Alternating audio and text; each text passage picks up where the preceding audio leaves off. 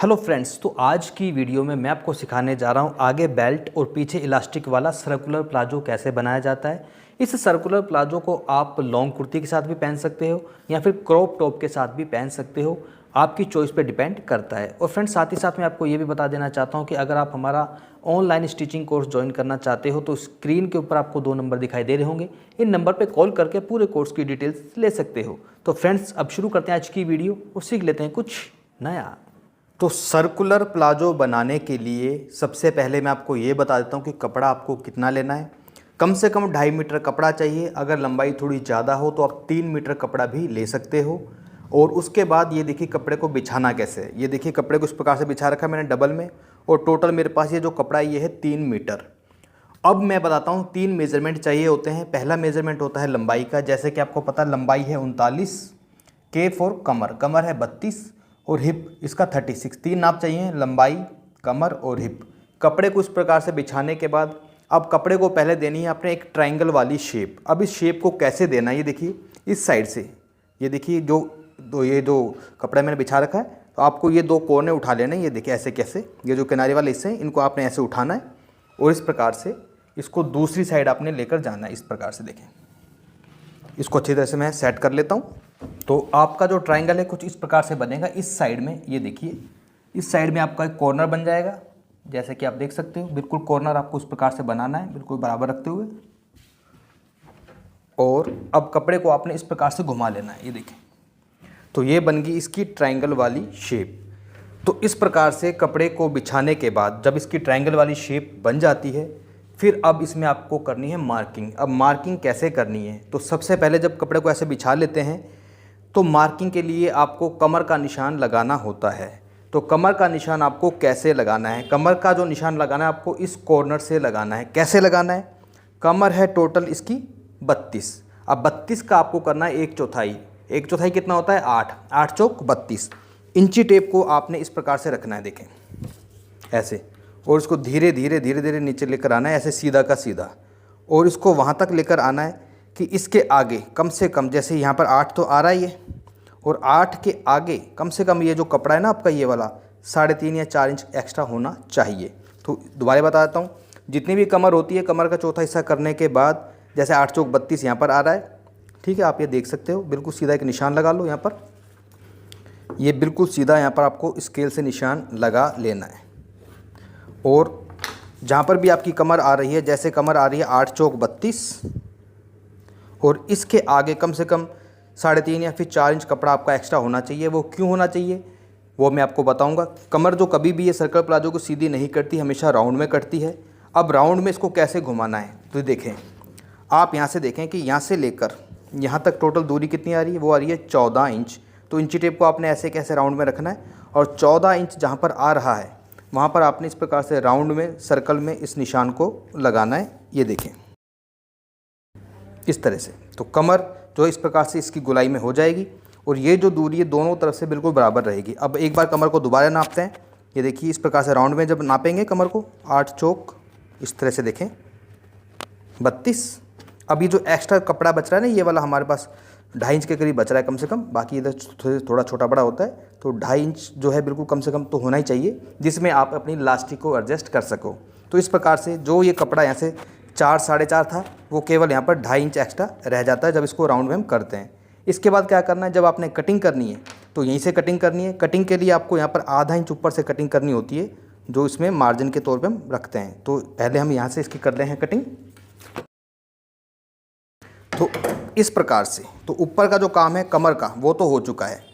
अब आते हैं इसमें नीचे लंबाई पर। लंबाई है इसकी 39 तो अब आपको लंबाई का निशान कैसे लगाना है, ऊपर आपको यहाँ से कम 1.5 इंच छोड़ना है, क्योंकि 1.5 इंच के करीब हमारी बेल्ट लगेगी। तो 1.5 इंच इसमें हम छोड़ देते हैं। ये देखिए 1.5 इंच निकालने के बाद अब लंबाई का निशान लगाएंगे। लंबाई है 39 इंच।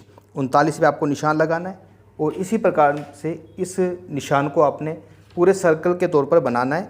ऊपर आपको 1.5 इंच निकालना है, ये देखें, और नीचे 39 यानी कि 39 इंच पर आपको निशान लगा लेना है। ये देखिए अब ये जो मैंने निशान लगाए थोड़ी दूर दूर लगाएं, इनको बिल्कुल पास आपने इस प्रकार से लगा लेना है निशानों को, ताकि इसका एक सर्कल बन जाए। सर्कल बन चुका है। अब आपने जब कटिंग करनी है तो कटिंग करते समय आपको 1 इंच नीचे से कटिंग करनी है, जो कि हमारा फोल्डिंग के काम आता है। तो नीचे से मैंने कटिंग कर ली है 1 इंच एक्स्ट्रा कपड़ा रखते हुए। दूसरी बात यह है कि सर्कल प्लाजो में हमेशा एक पल्ले में जोड़ आता ही आता है, क्योंकि अगर आपके पास बड़े अर्ज का कपड़ा है तो फिर तो जोड़ नहीं आएगा, लेकिन आम तौर पे जो भी हम कपड़े मार्केट से लेके आते हैं उसका जो अर्ज होता है, उसकी जो विड्थ होती है कपड़े की, वो 42-44 के करीब होती है। और इस प्रकार से 42-44 के कपड़े में एक तरफ इसमें सर्कल प्लाजो में जोड़ आता ही आता है। तो अब इसमें जो जोड़ है, जोड़ को हम यहाँ से कट कर लेंगे। देखिए ये जो कपड़ा बच रहा है ना, इस कपड़े को आपने ऐसे कैसे रख लेना है, ये देखिए यहाँ से इस निशान को लगाएंगे, थोड़ा नीचे की साइड ले जाएंगे इस प्रकार से, और जो भी आपकी लंबाई थी उस लंबाई के निशान को दोबारा से आपने एक बार यहाँ पर लगा लेना है। वही 1.5 इंच ऊपर निकालेंगे और जहाँ पर भी आपकी लंबाई आ रही है 39, वहाँ पर आपने इस निशान को लगाना है और जोड़ बिल्कुल बराबर आएंगे, एकदम इक्वल आएंगे। कपड़े को आपने इसके ऊपर आधा इंच ऊपर चढ़ा के रखना है पहले से, ये मैं आपको बता देता हूँ ताकि बाद में छोटा बड़ा बिल्कुल ना हो पाए। तो ये निशानों को दोबारा मिला लिया आपस में मैंने, और इसकी अब कर लेंगे कटिंग। तो इस प्रकार से ये दोनों के दोनों जो जोड़ हैं ये भी हमारे कट चुके हैं। जोड़ कट करने के बाद अब आते हैं इसके क्रोच एरिया यानी कि आसन पे, क्योंकि लंबाई का नाप हो चुका था, कमर का नाप हो चुका था, अब कौन सा बचा, अब बचा है हिप का। हिप का नाप हम इसलिए लेते हैं ताकि क्रोच एरिया निकाल सकें। तो क्रोच एरिया निकालने का बिल्कुल सिंपल तरीका ये होता है कि जो भी आपका हिप साइज़ होता है, हिप साइज़ था 36, तो उसका आपको क्या करना है, आपको पहले तो 1.5 इंच ऊपर निकालना है, क्योंकि 1.5 इंच की इसमें बेल्ट लगेगी। तो 1.5 इंच ऊपर निकाल दिया। तो हिप इसका कितना था, हिप था इसका 36, तो 36 का 1 फुट कितना हो गया, 9, 9 चौक 36। यहाँ पर तो आपको 9 पे निशान लगा लेना है 1.5 इंच ऊपर निकालने के बाद। और इसके अलावा इसमें आपको 2.5 इंच एक्स्ट्रा लेना है, ये देखिए इस प्रकार से। तो इस प्रकार से इसका जो टोटल जो क्रोच एरिया बनेगा वो इसका बनेगा इस प्रकार से, लगभग ये बनेगा 12.5 के करीब, क्योंकि 1.5 इंच ऊपर इसमें बेल्ट भी लगेगी तो 12.5 का क्रोच एरिया बन जाएगा। कहने का मतलब ये है कि जो भी हिप साइज किसी का हो उसका 1 फुट करके उसके बाद उसमें आपको 2.5 इंच ऐड करना है। और यहाँ से ये जो निशान मैंने लगाया है, आपको अंदर की साइड निशान को लगाना है 2 इंच पर, और आपको उठाना है स्केल। स्केल को आपने इस प्रकार से यहाँ पर रखना है, देखो इस तरीके से, यहाँ से 2 इंच, लेकिन यहाँ से कुछ नहीं बढ़ाना, ऐसे कैसे इसको रख दिया। और अब आपको यहाँ से जब इसकी कटिंग करनी है तो यहाँ से इसको थोड़ी सी गोलाई करनी है, और इस प्रकार से इसका जो क्रोच एरिया है उसकी आपको करनी है कटिंग। तो इस तरीके से जो सर्कुलर प्लाजो है उसकी कटिंग हमने कर ली है। अब कटिंग करने के बाद रहेगी इसकी बेल्ट। बेल्ट को हम बाद में कट करेंगे। तो सबसे पहले क्या करना है, इसके जो ये जोड़ हैं, ठीक है, ये दोनों के दोनों जो जोड़ हैं, इन जोड़ों को आपने अटैच करना है, जो कि बहुत ही आसान है। ये देखिए, जोड़ लगाते समय बस आपको ये याद रखना है कि ये जो हिस्सा है ना, ये वाला, ये तो नीचे की साइड रहता है ताकि पूरा सर्कल बन सके, और बड़ा वाला हिस्सा आपका इस साइड में रहेगा। तो इस कपड़े को उठाकर आपने इसमें अटैच कर लेना है, ऐसे कैसे पकड़कर ऊपर वाले में, और इस वाले कपड़े को आपने इसमें अटैच कर लेना है, ऐसे कैसे पकड़कर सीधी सिलाई आपको लगा लेनी है। तो फ्रेंड्स, आप देख सकते हो ये जो 2 जोड़ थे जो सर्कल प्लाजो के एक पल्ले में आते ही आते हैं, एक इधर आता है और एक इधर आता है। तो जोड़ मैंने लगा लिए हैं। जोड़ को लगाने के बाद अब आपको इसमें क्रोच एरिया यानी आसन की सिलाई लगानी है। आसन की जो सिलाई आपको कैसे लगानी है, आमतौर पे जब हम आसन की सिलाई लगाते हैं दोनों साइड में लगा लेते हैं, इधर भी और इधर भी। लेकिन जब आप ऐसा सर्कुलर प्लाजो बना रहे हो जिसमें आगे बेल्ट और पीछे इलास्टिक हो, तो फिर आपको जो क्रोच एरिया की सिलाई है केवल एक तरफ ही लगानी है। तो देखिए, यहाँ से हम सिलाई की शुरुआत करेंगे, इस जगह से क्रोच एरिया की, और इस सिलाई को हमने यहाँ से शुरुआत करना है और यहाँ पर लाके सिलाई को ख़त्म कर लेना है। तो क्रोच एरिया की एक तरफ सिलाई लगा लेने के बाद फिर आपको इस प्लाजो को इस प्रकार से खोल लेना है। अब आपको करना क्या है, यहाँ से लेकर यहाँ तक पूरे में एक बेल्ट लगानी है। बेल्ट की जो चौड़ाई आपको रखनी है वो रखनी है कम से कम 4 इंच के करीब। 4 से आप 4.5 भी ले सकते हो। अगर थोड़ी फालतू रहेगी तो अंदर फोल्डिंग में चली जाएगी। लेकिन जो बेल्ट हमारी तैयार होगी टोटल, वो हमें रखनी है कितनी, ये 1.5 इंच, क्योंकि हमने 1.5 इंच ही कम लिया था। अब इस बेल्ट को लगाना कैसे, ये देखिए बहुत आसान है। आपने इस बेल्ट को, देखिए इसको सीधा रखा है, ठीक है, और बेल्ट को आपने इसके ऊपर ऐसे रखना है और यहाँ से सिलाई की शुरुआत करनी है, और इस बेल्ट को आसानी से आपने वहाँ तक कंप्लीट करके लगा लेना है। अगर बेल्ट थोड़ी आपकी कम पड़ जाए तो आप इसमें जोड़ भी लगा सकते हो। तो इस पट्टी को, इस बेल्ट को मैंने ऐसे सिलाई लगा ली है। अब जब आप एक साइड में क्रोच एरिया की सिलाई लगा लेते हो, उसके बाद पट्टी लगानी है और पट्टी के बाद फिर आपको दूसरी साइड में इस प्रकार से इसको पकड़ना है और फिर क्रोच एरिया की यानी कि आसन की सिलाई को आपने लगाना है।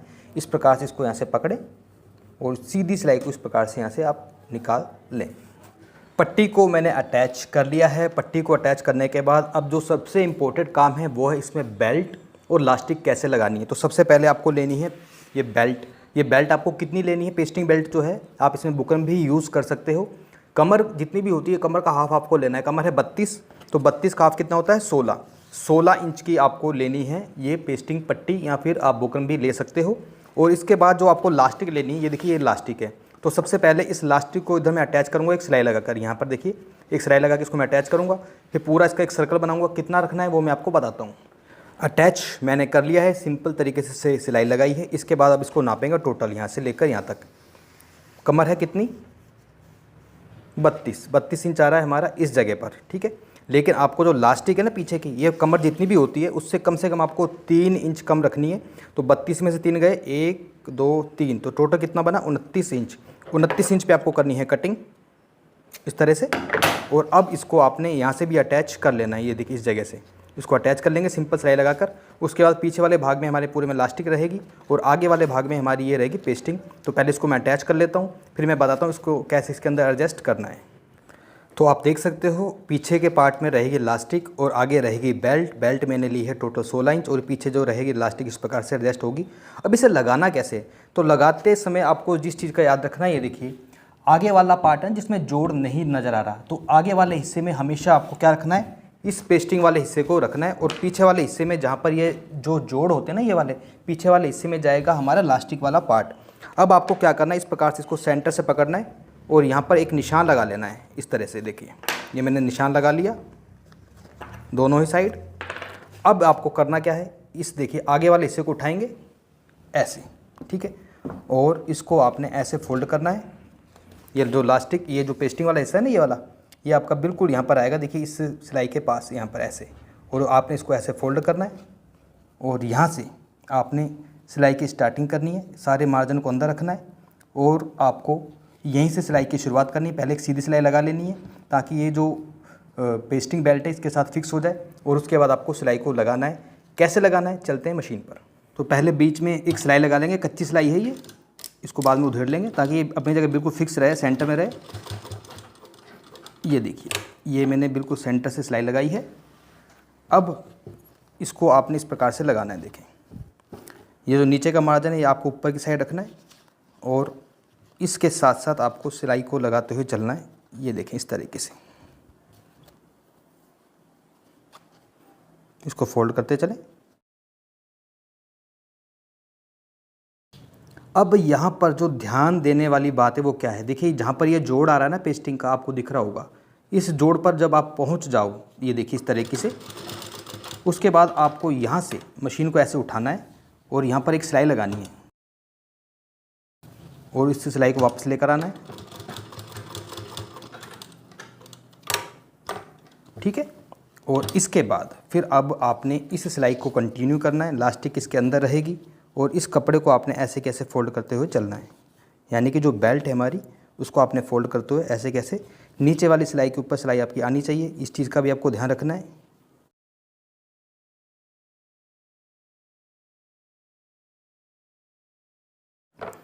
तो फ्रेंड्स अब जो सबसे इम्पोर्टेंट काम है वो क्या है कि हमें सिर्फ पीछे वाले भाग में ही लास्टिक चाहिए और आगे वाला भाग है ना जो ये वाला, इसको आपने पहले इस प्रकार से देख लेना है कि आपकी जो लास्टिक है ये फिक्स कहाँ पर आ रही है। आप इसे इस प्रकार से भी कर सकते हो। मशीन को पहले एक बार बाहर निकालो और बाकी चीज़ मैं आपको काउंटर पे समझाता हूँ। तो फ्रेंड्स ये देखिए जिस प्रकार से ये जो सिलाई आपको दिख रही है ना, ये वाली, ये सिलाई कहाँ तक की है, हमारी जो कमर है टोटल 32 है, तो 32 का आधा था 16। तो ये जो मैंने सिलाई लगाई थी, ये जो बेल्ट का एक निशान है वहाँ पे सिलाई लगाई थी। इसी प्रकार से आपको आगे वाले हिस्से में भी इस प्रकार से देखिए इसको फोल्ड करते हुए ना ऐसे ऐसे कैसे फोल्ड करते हुए जहाँ तक आपका ये जो बेल्ट है वहाँ पर आपने इस सिलाई को लगा लेना। देखो ऐसे, क्योंकि आगे वाले हिस्से में तो सिर्फ बेल्ट है, वो खींचेगी ही नहीं। तो यहाँ से इसको पकड़ते हुए ना ऐसे एक सिलाई लगा लो पहले यहाँ तक। उसके बाद जितनी भी लास्टिक है पीछे वाले कपड़े में आराम से इस प्रकार से एडजस्ट हो जाएगी। तो पहले इस सिलाई को हम कंप्लीट कर लेते हैं, आगे आगे हिस्से में लगा लेते हैं, फिर बाकी की जो सिलाई बचेगी उसको हम खींच के लास्टिक को लगाएंगे। तो देखिए दोस्तों, यहाँ से मैं अब सिलाई की शुरुआत करने जा रहा हूँ इस तरीके से।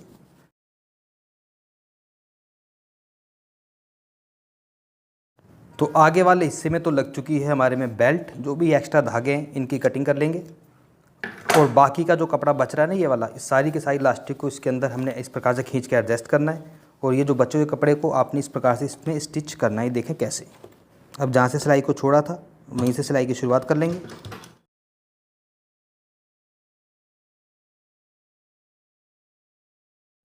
तो फ्रेंड्स आप देख सकते हो आगे हमारे पूरे में मैंने यहाँ तक जो 16 इंच की जो पट्टी ली थी पेस्टिंग की वो मैंने लगा ली है, और पीछे की साइड इसमें आप देख सकते हो इस प्रकार से जो लास्टिक हमारी लग चुकी है।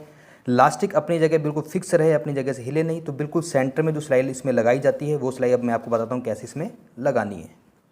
तो लास्टिक लगाने का जो तरीका है फ्रेंड्स वो ये है कि देखिए, आपको जब लास्टिक लगानी है ना, तो ये जो गैदर्स है ना, ये गैदर्स को सारी को इधर नहीं सरकाना, गैदर्स को बल्कि आपने इस तरफ सरकाना है, और सरकाने के बाद जब इसे आप खींचोगे ना इस प्रकार से, तो उसमें क्या है कि बहुत अच्छा ही लुक आएगा। देखिए खींचने से पता लग जाता है कि कितने खिंचाव पर हमारी जो गैदर्स यहाँ पर ख़त्म हो रही हैं। तो देखें इस प्रकार से सिलाई को लगाना है, मशीन आपके रेगुलर चलनी चाहिए। ठीक है, ये मैंने सिलाई लगाई है। अब इसी प्रकार से ये देखिए दोबारा यहाँ से मैं खींचूँगा इसको, और मशीन को कंटिन्यू आपने करके रखना है।